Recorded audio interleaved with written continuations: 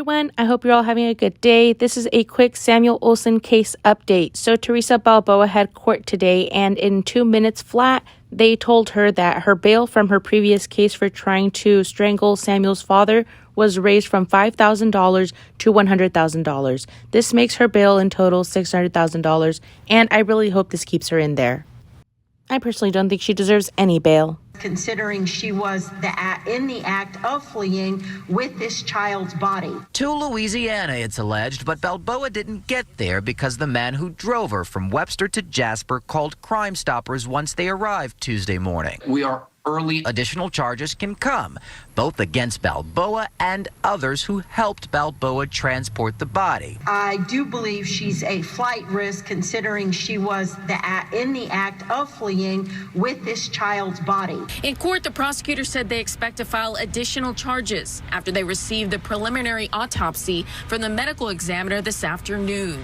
Meanwhile, the prosecutor asked the judge to give Balboa a new bond on an assault case from last year, in which she's accused of choking Samuel's father. The judge increased Balboa's bond from $5,000 to $100,000. That's in addition to the $500,000 bond on the tampering charge. According to court documents, Samuel was dead 2 weeks before his father reported him missing to police on May 27th. They say the boy's body was at her apartment in Webster for days before she allegedly took it to a storage facility and later to a motel in Jasper. Samuel's father denies any involvement in his son's death.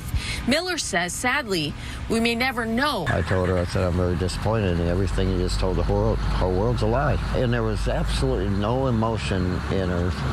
And she just looked at me and she said, yes, sir. I let that family know no matter if 100% the truth comes out and how and why it happened, there's still never going to be an answer that's going to be satisfying. I can't believe how basically cold and calloused and numb she was talking to her. It was a huge shock to everybody in the family, but I don't think it was a shock to anybody outside the family. I was not very optimistic this child was ever going to be found. Balboa is now facing a charge of tampering with evidence. I said, I'm so damn disappointed in you. I said, you know what, every word you said in there is a lie.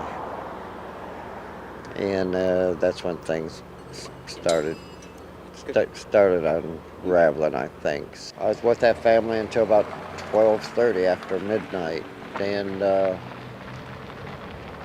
it was devastating being over there last night, seeing Dad going through all the pain and grief and everything he was going through. Robert R. Scott is Balboa's public defender. What do you make of what I don't have an idea on it. I don't know anything about it. It's pretty simple. He had no comment when I called later this afternoon. For now, his client is charged with tampering with evidence, human corpse. That distinction is important because if Balboa is convicted, she faces twice as much prison time. We're talking 20 years max versus 10 for a normal tampering felony. Let's hope that this is the first step in getting justice for Samuel. I want the other players involved to get charged too. This is the last crack he will fall through.